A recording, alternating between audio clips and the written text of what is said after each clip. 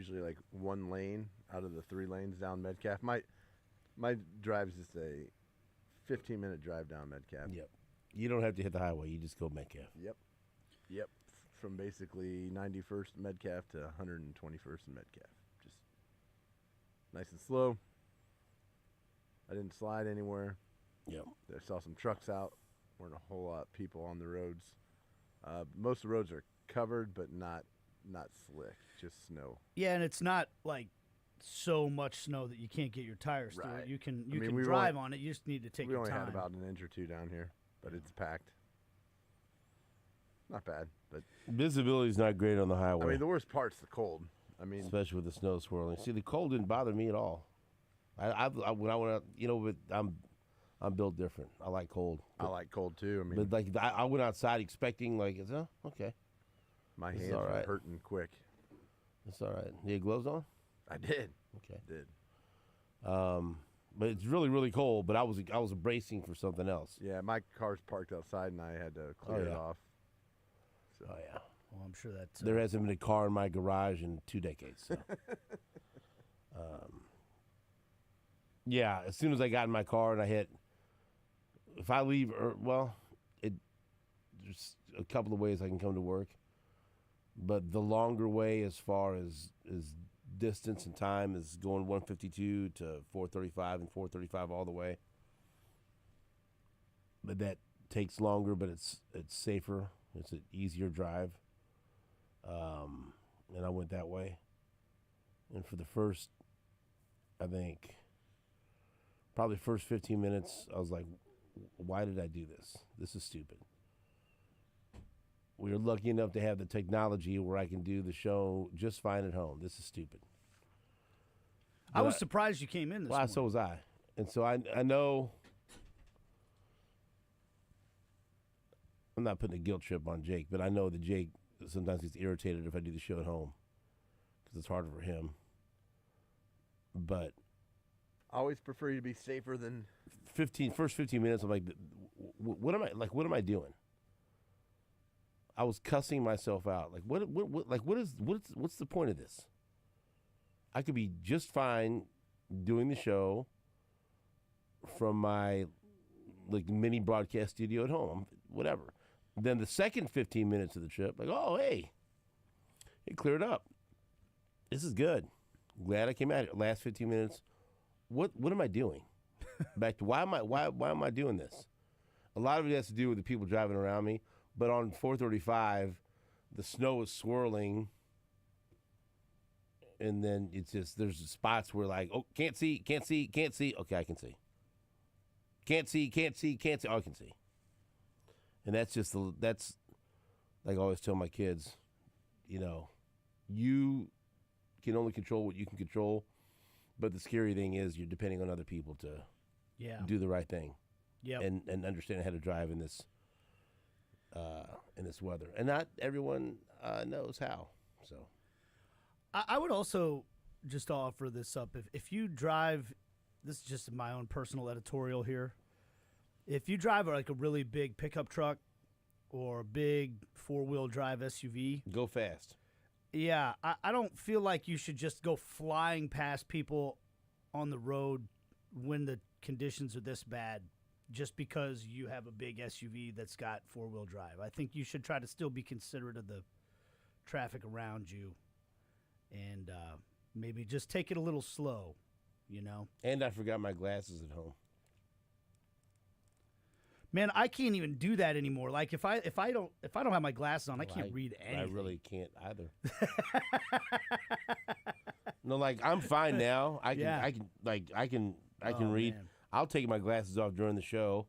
I don't need my glasses to watch TV at home or whatever else, but I need my glasses to drive. Yeah. And so I have a combo. I have one pair of glasses that they get dark, but not dark enough, And so I have a one pair of glasses that are prescription, for the daytime, and then I have a great pair with my more updated prescription of sunglasses, and those are great. And those are sometimes people will see me with those sunglasses on indoors, but they're prescription. But they're great if I have a migraine. Yeah. They're great. They're great anyway. They're anti-glare. They help me with it. They're wonderful, but I just can't wear them when it's dark outside. Right. I have those, so my trip home, I'll be good to go. But like again, first 15 minutes of the trip, like I don't have my glasses. I can't go back and get them. I'm stupid. Why am I doing this? This is there's no reason. Nate's there. There's no reason to do this, but. It's okay to admit you really wanted to see me. You know, you missed me. But going to bed the night before, I'd already made my decision. Like, I'm going to try to go in. You know what I mean? I try to make my decision because, you can't get up and it's just too late. But I'm glad I'm here now, but I'm not looking forward to the drive home because it's supposed to snow most of the day, so I don't know what I'm going to be driving into. And so the moral of the story is if you don't have to drive, don't. Yeah, there's a reason they're closing everything down again. I know, like the dad's group that I'm a part of. They were all texting last night about the kids don't have school again. They're never gonna go. They're gonna be going to school till June because they have some. But it's like this weather is not good for. I mean, there's a reason they're shutting everything down. Cold weather's dangerous. My wife's work is shut down again today. Yeah, Susan works at the school, so when the kids get a snow day, she gets a snow day. So it's all good. It's been a brutal winter. There's been a lot of this. The kids are thrilled. We went and dropped about 4 bones at Hy-Vee yesterday and got every snack and food possible. Yeah. And so, I imagine Phil's going to be having classes remote. UMKC won't have anything. Yeah. What did you get at Hy-Vee? We got your protein shakes, buddy. You're good to go. And I go to your room and lift.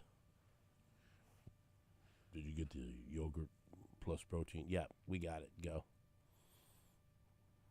Go get your workout in. Just get your swole on. Yeah. Tell you what, this trip that we talked about for the Kansas schools to Utah has turned into a downright disaster. Speaking of college basketball, we talked to Greg Gurley and Stan Weber about this last week. Big road trip for different reasons for Kansas and Kansas State, but they're going to go on this unique road trip now. I guess it won't be. It's unique now, but it won't be unique moving forward. Something we got to get used to. But Kansas State going out to Utah to play BYU on Saturday, and then Utah last night, and then Kansas going out to Utah to play Utah on Saturday, and then BYU tonight. And for Kansas State, pretty simple. They started their season with a nice, their conference season with a nice victory over Cincinnati, and then promptly lost 6 in a row. Then they won 6 in a row, including wins at Iowa State and wins at home against Kansas and Arizona. And so then they're right back in the thick of things. And all of a sudden, wow, they were 1-6, and now they're 7-6. They can play their way into the NCAA tournament. But they got to take care of business. Here's this road trip. And I don't know what they needed to do. We talked to Jay Heydrich about it as well. Obviously, they wanted to win both of them, but I think if you split them and then come home, finish strong against a manageable schedule, and then get a big home win to end the season against Iowa State, because they host Iowa State final game of the season, you could because look, the bubble's weak. The last few teams in the term, there's spots to be claimed. And could they still make it in? Sure, but that's got to be a punch in the gut. They're really not competitive against BYU and lose by 15, and then last night lose to what? I mean, going into this weekend was considered a not a good Utah team, right? Mm-hmm. They weren't. I mean, they're not good. I don't think they're good. All of a sudden, they look good. I don't know what happened. But K-State loses to BYU and Utah, and now they're 7-8. Where's Utah at? Yeah, now Utah's 7-8. So they're okay. They're mid. But now Utah, hell, I'll have no idea what Utah's resume is. Maybe Utah's playing their way into a NCAA tournament berth, because what a big few days for them. They beat Kansas on Saturday and beat Kansas State on Monday. That'll do it. That'll do the trick.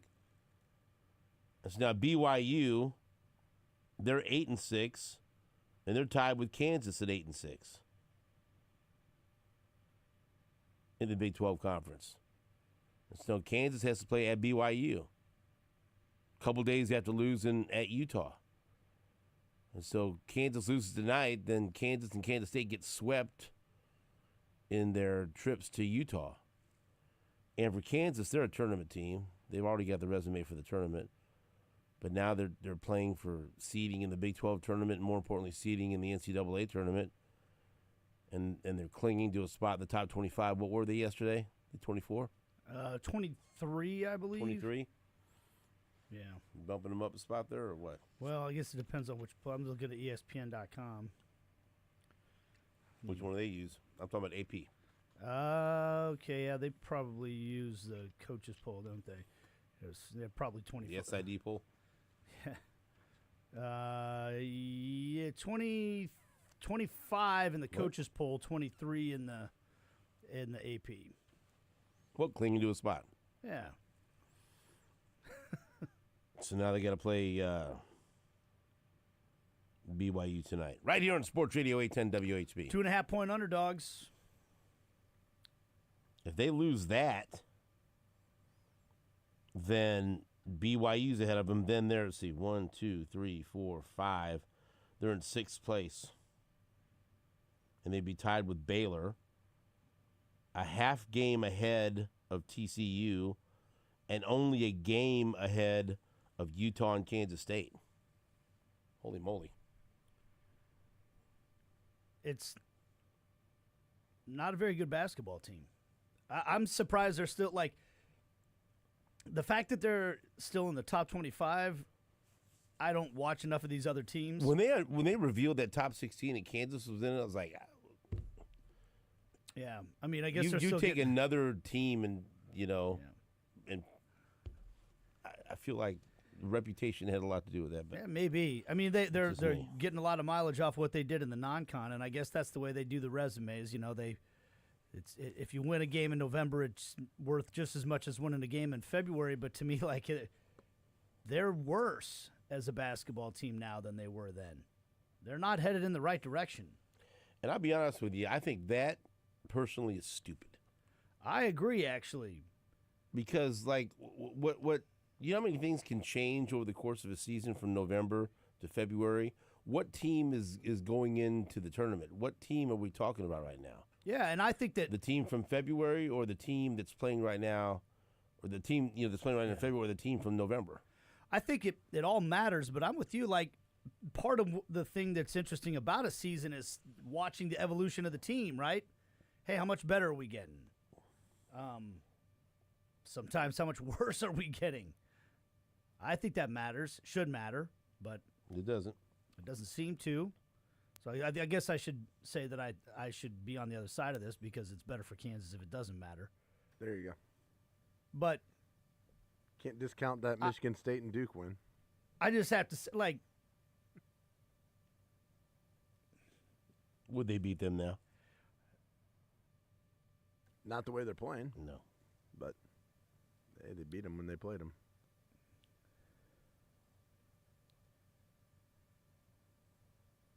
I think that should matter more, like with NCAA tournament seeding. Seems like it used to. Like their last 10 games, they used to take in consideration. It seems like a lot of things used to. I have no idea how they figure this out. The thing about Kansas, like they've like every year is different.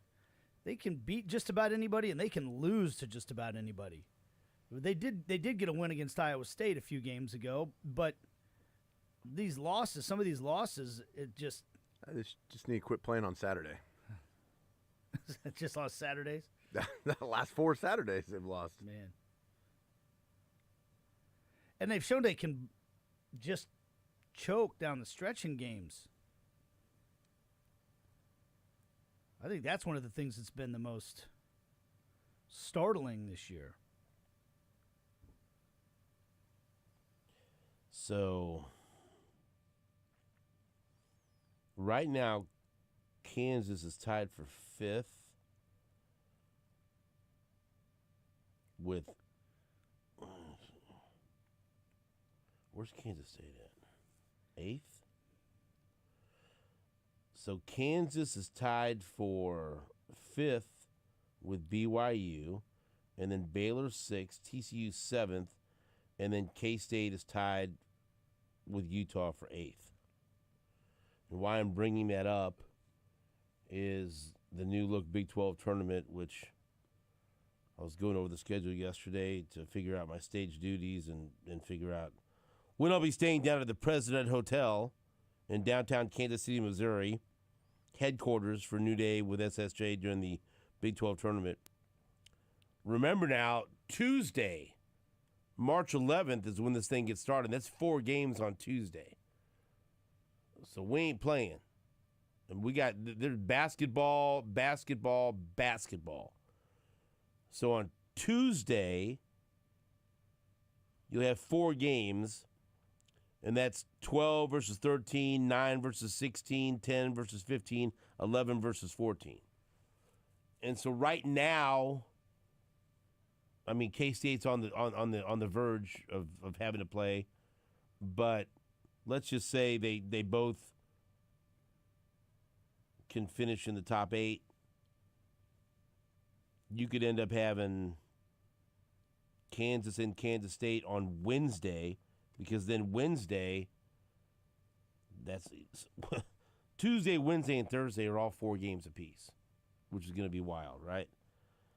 So, like, right now, what did I say Kansas was? They're tied for 5th, I think you said. 5th. So if they're 5th, they'd play the first game on Wednesday, or if they're 6th, they'd play the last game on Wednesday. Point is, or like if things worked out, and this isn't a stretch, if they ended up number 5 and K-State ended up number 8, they would play. Those would be the first two games on Wednesday, back to back, and that'd be wild, right? To get the double bye, got to finish top 4. Can Kansas possibly do that? It doesn't. Can they get to 4? It doesn't look great. They're 2 games behind Iowa State in that regard. So, thinking that they're going to pick up 2 games on Iowa State, and with like 6 games to go, 1, 2, 3, 4. Probably too much to ask for them to catch Texas Tech. That's right. Or Jake usually sees the impossible when it comes to Kansas basketball. Especially when you have a game against Houston and Arizona left and Texas Tech. Well, you get to host Texas Tech, so you can make up. Yeah, I think Iowa State's the only team you really can catch. And they'd have to, I mean, they play. They do have Houston and Arizona, so Right. they could lose. But Kansas, like, you don't think Kansas has to win tonight. Yeah, like Kansas isn't going unbeaten the rest of the way. Iowa State also has to play in Manhattan. But first of all, Kansas has to win tonight. Yeah. Yeah. Against They got to win at BYU. And BYU is in Lenardi's last 4 in. If you win at BYU, then you go home and you beat Oklahoma State, and then you win at Colorado. And then that final 3 that you're talking about, home against Texas Tech, I don't know. Normally you'd say, well, it's at Allen Fieldhouse, but now you can't say that anymore. Yeah. At Houston, and again, all apologies to Jake. Jake always sees a way for a win. I do not see a way for a win there. Houston's a beast. It would be a massive upset. Would you bet on them to go to Houston and win? No. Okay. I don't even think it's a guarantee that they go to Colorado and win. Whoa. Now, easy there, bub. Colorado? It's not a guarantee. Yeah, it is. No, it's not.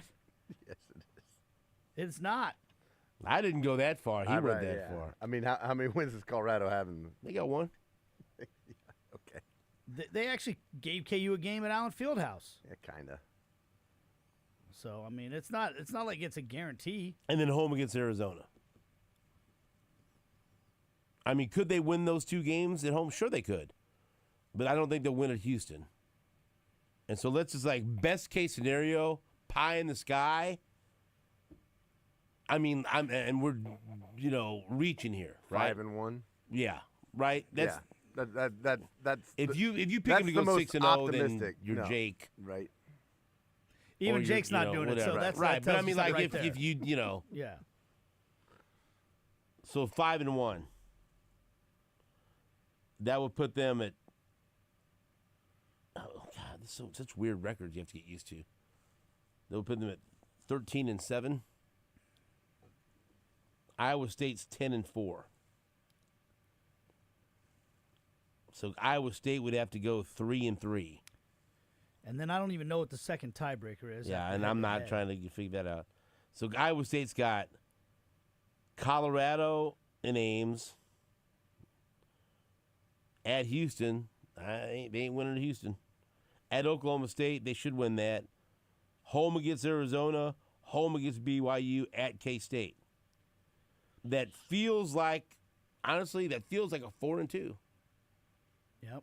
And so 3-3, I don't know. We have to get our tiebreaker expert, Todd Lebo, to come in here because I'm definitely not going to try to figure that out. Probably common opponents or something Whatever. like that, but I'm not going to count that up. But I guess, they could. Yeah. But here's the deal. Got to win tonight. They got to win tonight. And so I feel like, and maybe I'm just dead wrong, and they lose tonight, and then they win the next 5 and somehow win at Houston. And that's how they get to 5-1. It would be a stunning story. It could happen, but it would be stunning. But to me, I believe if they lose tonight, then they're playing on Wednesday of the Big 12 tournament. yeah. And not that that's a big deal, but it is because guess what? If you're a Kansas fan, then get your tickets. Yeah. Plan ahead. I'm trying to help people. Hey, good looking out. And also, I have that's when dealing with everything and how we deal with FanFest, that would be quite a boost to Wednesday's festivities if Kansas and Kansas State were involved. Yeah. It's good. It's what they call good for business. I'm thinking of the bar owners, the innkeepers. Well, The beer suppliers. one of the of them. best one All of of the them. one of the Yes, best right. things Exactly for all right. those Right. aforementioned people is the fact that Iowa State's Right. good. Well, they're going to be there Thursday. Yep. They'll probably Right. come down the day before just, Sure. you know. They'll be there because they're good and they like it. Right. So there you go. There's going to be a ton of Utah fans coming to town. I don't think so. So do you guys think Kansas will win at BYU tonight? Well, 2.5-point underdogs. That doesn't answer my question. I don't know. What's your gut tell you? It's My gut says no. But, It's a stupid gut. well, that's fair You enough. take better care of it. do you think Kansas will win? at Yeah, BYU? I do. I think they'll win. I think they'll bounce back. Okay. That's typically what they do. They lose on Saturday and then they win on Tuesday or Wednesday. It's typically what they've been doing the last month. Well, let's go back. Do you remember when they won at TCU? Yep. Okay, since then, win against TCU, loss against Houston, win against UCF, loss against Baylor, win against Iowa State, loss against K-State, Right. win against Colorado, There you go. loss against Utah. Mm-hmm. So that's been the pattern now for a while. Yeah. So by that rationale, they lose or they win against BYU, then lose at home against Oklahoma State. Oof. Nice job, Jake. New month. New pattern starts. No, New that's month, it's who going to be a dis? different pattern after this game. Yeah. That's I see. New month. Who dis? That's right. I don't know. I have no idea. I don't either. I mean, it just like I said, Kansas has showed they can beat anybody, they can lose to anybody. So I have no idea. I feel like they'll bounce back. But I they're hope they're so. getting 2.5. No. BYU's Yeah, favored yeah. by 2.5. Yeah. They're the underdogs. Yeah, so you should be all over that. Oh, you think money you're line. going anyway. Kansas money line, baby. Take the points while you can get them. No, I don't need 2.5. It's You worthless. kind of do, I It's think. a waste. I think you need them. They'll win by 6. All right. I hope you're right. I will be. He's I do not feel- doing it now, but just wait. The week of the game at Houston, he'll pick them to win. I think Houston's going to let down. That's, maybe. Houston's going to take it. Do you remember a couple weeks ago when we were talking about like what was wrong with Kansas and Jake's? They're about to figure it all out. They're going to go on this run. They're going to beat UCF. He's Baylor. an optimistic guy. I believe in the team. I love. You know what? I like that because you're stubbornly optimistic on this too. You're like, I don't care what I've seen over the Because past. they're really not giving you any reason to be. Oh, just I just told Yeah. you the pattern. Because Yeah. but he can't be for what you're watching. Yeah. Oh, I don't enjoy Like it. you could have watched that on Saturday and I think, don't- you know what? I don't enjoy Love it. their chances against BYU. Like their late game situations. That like You know? It's Like almost- all these turnovers for points, getting out rebound. Like these players talking about how they got too many guys on the team that care about the name on the back of the jersey, not the name on the front of the Self jersey. saying, I'm doing a blank job of coaching these guys. It's all looking good. Yeah. But I you like know it. what? Go beat BYU. Yeah. That's right. And then start a new pattern. Team of 30-year-old men ready to rebound and shoot. We'll take a break. Back after this on WHB.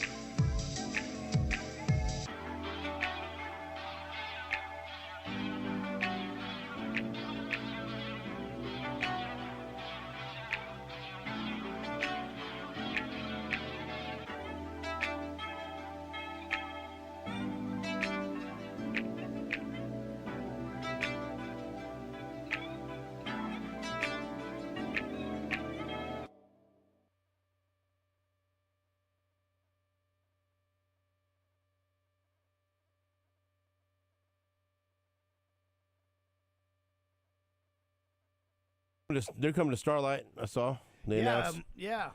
Alabama Shakes, Definitely interested in going to that show. led by Brittany Howard. That would be a very good show to see at Starlight. Starlight's a great venue for concerts, but this would be a good one. Oh yeah. A lot of good shows coming.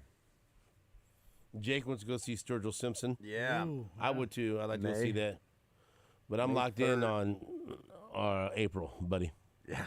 Nothing else exists right now, concert-wise. When are the Shakes coming? August. Summer? They- August? Is it August? They August- played the commercial during 24th. Yeah, I've the already- Saturday Night Live 50th anniversary Yeah. because Brittany was on it. She performed. So I tried to make it to the red carpet. I had done my show in Stamford, Connecticut on what was that, Sunday night, and I decided I just wanted to go into the city and be in the city for a little bit before I came back home. And so I took the train in, and my wife called me and said, "Hey, the red carpet's going on at Rockefeller Center." So I got off the train and I walked over there, and by the time I got there, all the celebrities had gone in, but I got like pictures and stuff of the big entrance to the stage. I saw it. And a bunch of people I talked to said, "Oh man, about 20 minutes ago, we saw they listed off all these, all those celebrities were walking by and everything, but I just missed out on it, so didn't see them." But we started watching that show last night, enjoyed it. Didn't love it, didn't hate it.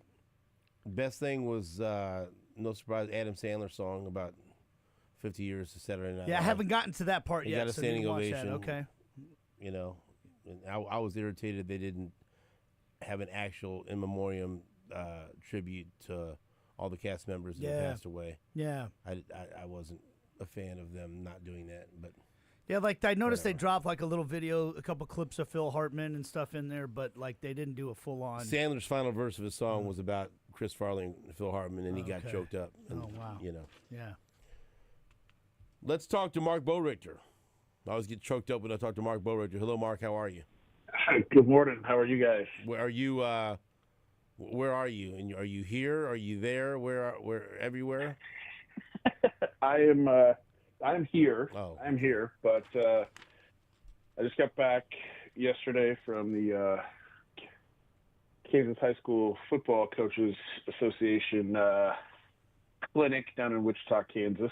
I went down as a staff and had a good time for a few days. So, but I'm back. I'm here in this, fun weather that we're having. Hope everybody stays safe out there. Thank you. Hey, that activity with the Kansas high school coaches is that like the event where like some of the college coaches come and speak to the high school coaches and stuff like that? That is correct, Nate. Yeah. So it was Sunday and yesterday. So several high school coaches doing some sessions, but then also, a lot of the NAIA schools, JUCOs, and then Lance Leipold was down there. Chris Kleiman was down there. And stuff as well. So yes, it is. The reason I asked that because I remember when I realized how much of a mess it was going to be with Les Miles was a couple of buddies of mine that are high school coaches said the year that he was there he like showed up late. Were you at that one? I was not at Okay, that one. yeah, But, and I then- have heard the stories of him mispronouncing Bishop Miege High School and some other things. So Yeah, mispronouncing Bishop Miege. Well, how would you say that? What did he say? I can't remember. I have to ask my buddy. Is it Miege or something? He was like, well, Like, what would you say? I don't know. when I you mean, look it is at a it. weird. Like, go ahead, Mark. Yeah, I was gonna say I think he was congratulating the state champions from Yeah. the previous fall and called them Bishop Miege. Miege or something. Yes. M-I-E. Miege or something. Yeah, I don't know. But he also he said something. What I was told by a buddy of mine who's a coach said he got up and said, we coaches were really busy, got places to be, so don't have much time to talk. And he talked a little bit about like the Super Bowl commercials he was in and stuff like that, and said, I'm sure Coach Campbell, because Coach Campbell from Iowa State was like going to go next. He'll be limited on time too. And he said, Campbell got up there, was like, yeah, we really respect Coach Miles, love him, but he doesn't speak for us. I got as much time as you guys need. And then he went on to like give this outstanding presentation to all the coaches there about the culture that they try to build at Iowa State and the tips that it could use the coaches for. He said Kleiman was the same way, but Les Miles, and I was like, well, that's great. So Lance Leipold, I would like to think, is very different when he goes to something like that. Yeah, and and I'll tell you this, I think for those guys too, I kind of feel bad for them, to be honest with you. And when I say that is, these guys have been out on the road recruiting, all of January and February, leading up to signing day, which the February signing day isn't near what it used to be, of course, with the changes in recruiting and the December signing day now, especially for those guys at the Division I level. But they've been out on the road a lot. And, there was a football clinic here in town just last weekend, which is the Glazer football clinic, which they have them all over the country and more regional. And Lance Leipold was at that one too, right? And so, these guys are tired. I don't think, I'm sure there's some people out there looking at their salaries and saying, okay, this is something these guys have to do. But this one with the Kansas High School Football Coaches Association is one you have to do, right? Just because it's in state. So when I say I feel bad for them, those guys are great. They're personable. They interact with us, when you're down there, all those types of things. But I do feel bad because it is almost an obligation for them, in the state of Kansas. But, there's a sales job that goes on as a part of all that too, and promoting, Kansas kids and wanting to recruit the state of Kansas. But, it was good to have both those guys down there yesterday. All right, so let's talk about some off-season plans for the Chiefs. We've got you for a couple of segments. You good with that? Yeah, I'm good. Jake usually doesn't check with you, so I wanted to make sure that you were good with it. So first article at ESPN offers up franchise tag candidates for each team. And for the Chiefs, it's the obvious one. They say Trey Smith. And the price tag would be $25 million. And so Adam Teicher and that capsule writes that it wouldn't make sense for them to franchise tag him at $25 million. Your thoughts on the possibility of using the franchise tag for Trey Smith, Mark Borichter? Well, I think anything's possible when you look at it. I think, we've talked about this because the cash and the salary cap are different. And I think the Chiefs are looking at all options. When I was in a week ago, we talked about Trey Smith most likely walking because the market for the guards a year ago in the first couple of days of free agency absolutely went through the roof. I think he's going to be in high demand across the league. So when I say that he's going to be in high demand across the league, that's possibly where a franchise tag and trade makes some sense. The big question there is, of course, as soon as you put that franchise tag on a guy, he immediately counts towards your salary cap for that number you just mentioned. And it's not that that's going to be on the books for this year, but you have to account for that because he could technically sign that deal the moment they put it on him. So, where do the Chiefs stand salary cap wise leading into that? They've got wiggle room. And when I say that is they've got the ability to restructure Patrick Mahomes' contract and free up about $20 million in cap space if they wanted to. They could extend Joe Thuney, which maybe you're getting to that one. I'm getting ahead of it potentially. They have some wiggle room to maneuver some contracts around to create the cap room to do it. The question to me is, are they wanting to do that and hang on to that and potentially miss out on some other free agents that they feel, will help their team? And the other question to that is, too, is what do you think you're going to get in draft pick compensation in return? It's a bit of a gamble. You have to understand that there's some teams that certainly would trade for him if you put that franchise tag on him, but I don't see them. The only way I see them putting a franchise tag on Trey Smith is if they have the intent to trade him. So another article that thought was interesting from Matt Bowen. He goes through the top 50 upcoming free agents and chooses the best fit for each free agent. Trey Smith is number 2 on the list, and he says, agreeing with almost everyone else that has weighed in on this, the Chicago Bears are going to offer him a massive deal, and he's a great fit for the Bears.